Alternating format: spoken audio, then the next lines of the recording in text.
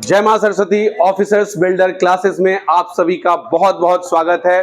सबसे पहले तो आप सभी इस चैनल को जल्दी से सब्सक्राइब कर दीजिएगा, क्योंकि इतना बेस्ट कंटेंट के साथ पूरा सीरीज में मैंने गांधी जी से लेके या जितने भी राष्ट्रीय आंदोलन से संबंधित मुद्दे हैं, हमने आपको बहुत एक जगह सारा चीज आपको छोटे छोटे टॉपिकों में डाल के दिया है। आज हम लोग करने जा रहे हैं, जैसे कि इसके पहले हम लोगों ने द्वितीय गोलमेज सम्मेलन कर रखा है। अगर आपने वो नहीं देखा है तो जरूर जाके देखिए।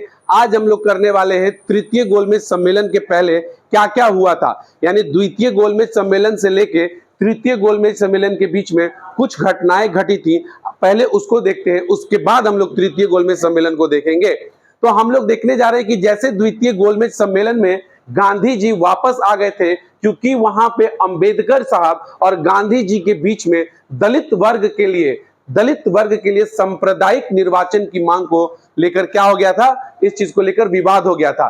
तो गांधी जी ने द्वितीय गोलमेज सम्मेलन को छोड़कर भारत में आकर पुनः अपना सविनय अवज्ञा आंदोलन, गांधी जी भारत में पुनः आकर द्वितीय सविनय अवज्ञा आंदोलन 1932 से 1934 तक के बीच में फिर से शुरू किया था। हालांकि गांधी जी ने जो अपना द्वितीय सविनय अवज्ञा आंदोलन शुरू किया था वो 1 जनवरी 1932 को शुरू किया था, लेकिन गांधी जी को 4 जनवरी 1932 को इनके सहयोगियों के साथ गिरफ्तार कर लिया गया था। तो गांधी जी जब गिरफ्तार हो गए तो ये आपका द्वितीय सविनय अवज्ञा आंदोलन जो था ये नेता विहीन हो गया, और धीरे धीरे करके इसका एक जो प्रदर्शन था वो बहुत धीरे धीरे कम होने लगा। इसके बाद कांग्रेस ने खुद आधिकारिक तौर पर 1933 में इस आंदोलन को क्या कर दिया, समाप्त कर लिया, और 1934 में द्वितीय सविनय अवज्ञा आंदोलन को वापस ले लिया। अब गांधी जी यहाँ पे शांत तो बैठने वाले थे नहीं, और गांधी जी यहाँ पे अभी हम लोग गांधी जी जब यहाँ पे इसके बाद क्या करने वाले वो लोग देखेंगे। लेकिन इसी समय अंग्रेजों के द्वारा, जो कि वो लोग गोलमेज सम्मेलन करा रहे थे, तो उनको एक अवसर मिला कि गांधी जी और अंबेडकर के बीच में फूट डाला जाए। तो उन्होंने अंग्रेजों के द्वारा एक प्रयत्न किया गया गांधी जी को और अंबेडकर की इस एकता को तोड़ने के लिए या भारतीय राष्ट्रीयता को कमजोर करने के लिए कि कैसे तोड़ा जाए। तो उन्होंने सांप्रदायिक पंचाट, जिसको हम लोग कम्युनल अवार्ड बोलते हैं, का घोषणा किया। सांप्रदायिक पंचाट या कम्युनल अवार्ड जो था ये 16 अगस्त 1932 को घोषणा किया गया था।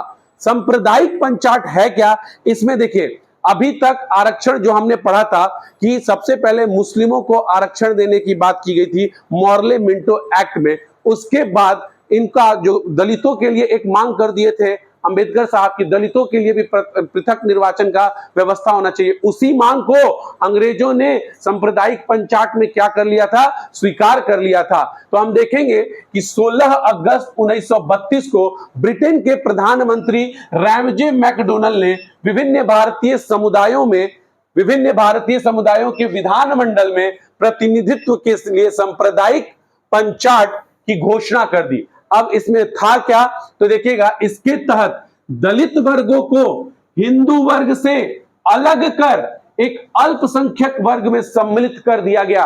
दलित वर्गों को हिंदू वर्ग से अलग कर एक दलित वर्ग में सम्मिलित कर दिया गया, और इनके लिए पृथक निर्वाचक मंडल की व्यवस्था कर दी गई। ठीक है, तो ये चीज जब घटना घटी और अंबेडकर इसके लिए बहुत ज्यादा खुश हुए कि चलो ठीक है, दलितों के लिए क्या हुआ कि एक अलग से पृथक निर्वाचन की घटना तो मतलब उनके लिए घोषणा तो हो गई अंग्रेजों के द्वारा। अब गांधी जी को यह बात बहुत निंदनीय लगा कि आखिर हमारे और इनके बीच में जो विवाद था उसका फायदा किसने उठा लिया, अंग्रेजों ने उठा लिया। तो गांधी जी उस समय चूंकि सविनय अवज्ञा आंदोलन का द्वितीय फेज चल रहा था और गांधी जी को पूना के यरवदा जेल में क्या कर रखा गया था, बंद कर रखा गया था। तो गांधी जी ने पूना के यरवदा जेल से ही क्या कर दिया था, अपना आमरण अनशन शुरू कर दिया था। गांधी जी ने इस हिंदू और दलितों की एकता का विभाजन देखकर कि अंग्रेजों ने फिर से हम लोगों के ऊपर क्या किया, एक बहुत बड़ा अभिशाप दे डाला कि हिंदू को मतलब दलित वर्गों को हिंदू से अलग करके एक अल्पसंख्यक वर्ग में डाला गया था। तो गांधी जी को यह लगा कि फिर से कहीं ना कहीं भारत की एकता टूटेगी। तो इसी कारण गांधी जी ने यरवदा जेल में आमरण अनशन कर दिया। अब गांधी जी ने इस दिन घोषणा की कि आमरण अनशन में खाना पीना कुछ नहीं खाऊंगा, अब जब तक शरीर है तब तक रहूंगा, जब तक ये वापस नहीं ले लिया जाता है ये फैसला। अब ये तो अंग्रेज जब फैसला वापस लेंगे वो तो बात की बात है। सबसे पहले हमारे भारतीय नेताओं ने गांधी जी के इस आमरण अनशन को दूर करने के लिए पहला प्रयास किया कि अंबेडकर जी और गांधी जी के बीच में क्या कराया जाए, एक समझौता कराया जाए और जिसमें इन दोनों के आपसी जो भी फैसला होगा उस आधार पे जो भी चीज दिया जाएगा उसको देखा जाएगा।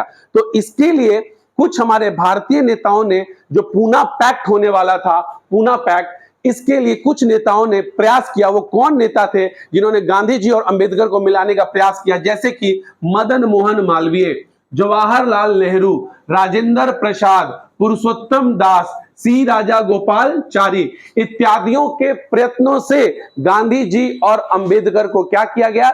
एक करने का, एक जगह मीटिंग कराने का कोशिश किया गया। तो गांधी जी ने अपना ये आमरण अनशन कब शुरू किया था? तो याद रखिएगा 20 सितंबर 1932 को गांधी जी ने अपना आमरण अनशन कब शुरू किया था? कब किया था? 20 सितंबर 1932 को। 6 दिन बाद इन नेताओं के प्रयत्नों से, इन नेताओं मतलब मदन मोहन मालवीय, जवाहरलाल नेहरू, राजेंद्र प्रसाद, पुरुषोत्तम दास, सी राजा गोपालचारी इत्यादि नेताओं के प्रयत्नों से गांधी जी और अंबेडकर को एक मीटिंग कराया जाता है जेल में ही 26 सितंबर 1932 को। तो इन लोगों का जो सम्मेलन होता है, इसी में पूना, यही सम्मेलन या समझौता किस पैक्ट के नाम से जाना जाता है? पूना पैक्ट के माध्यम से जाना जाता है। और इसमें एक फैसला लिया गया कि दलितों को पृथक रूप पे, पृथक निर्वाचन व्यवस्था न देकर इनको आरक्षण दिया जाएगा। क्या दिया जाएगा? आरक्षण दिया जाएगा। तो गांधी जी और अंबेडकर के बीच में जो समझौता होता है उसमें पृथक निर्वाचन की व्यवस्था को खत्म करके आरक्षण की व्यवस्था को स्वीकार किया गया था। तो पृथक निर्वाचन को समाप्त कर विभिन्न दलित वर्गों के सीटों के लिए संख्या को 71 से बढ़ाकर 147 आरक्षित कर दी गई थी प्रांतीय विधानमंडल में। साथ ही साथ केंद्रीय विधानमंडल में दलितों के लिए 18% सीट क्या कर दिया गया था? आरक्षित कर दिया गया था। ये हम बात कर रहे हैं पूना पैक्ट का, किसके एवज में? जब सांप्रदायिक पंचायत आया था उसके एवज में। तो जैसे ये चीज होता है तो गांधी जी हमारे भारतीय जनताओं में जितने भी हमारे जो आपके दलित वर्ग के थे उनके बीच में एक अच्छी सी भावना पैदा करने के लिए कि देखो मेरा नजरिया आपके लिए गलत नहीं है, मैं भारत की एकता की बात कर रहा हूं, ना कि अपने यहाँ खंड, अपने को बांटने के, टुकड़ों में बांटने की बात कर रहा हूं। तो गांधी जी ने यहाँ पे दलितों को संतुष्ट करने के लिए या दलितों को बताने के लिए कि यहाँ पे राष्ट्रीय एकता की भावना है, दलितों के लिए भी कुछ प्रयास किए थे। और गांधी जी का ये प्रयास हरिजन उत्थान के लिए था। तो गांधी जी ने दलितों को सर्वप्रथम हरिजन शब्द से पुकारा, ताकि जैसे दलित वर्ग का नाम आ रहा था तो कहीं ना कहीं भावना आ रही थी छुआछूत की। तो गांधी जी ने दलित को दलित ना कहकर हरिजन कहा। सबसे इंपॉर्टेंट बात, तो इस दलित वर्गों को गांधी जी ने हरिजन नाम दिया था और इसके लिए हरिजन सेवक संघ की स्थापना की थी। ये वाला प्रश्न पूछा गया है कि हरिजन सेवक संघ की स्थापना किसने की थी या हरिजन शब्द किसने दिया था? गांधी जी ने दिया था। इसके बाद गांधी जी ने सितंबर 1932 में ही गांधी जी ने हरिजन कल्याण हेतु एक अखिल भारतीय छुआछूत विरोधी लीग, अखिल भारतीय छुआछूत विरोधी लीग की स्थापना की तथा हरिजन नामक साप्ताहिक पत्रिका का प्रकाशन शुरू किया था। तो ये जो आपको मैं बता रहा हूं, मैं आपको द्वितीय गोलमेज सम्मेलन और तृतीय गोलमेज सम्मेलन के बीच की घटनाओं को बता रहा हूं। अब हम लोग जो पढ़ने वाले हैं वो किसको पढ़ने वाले हैं?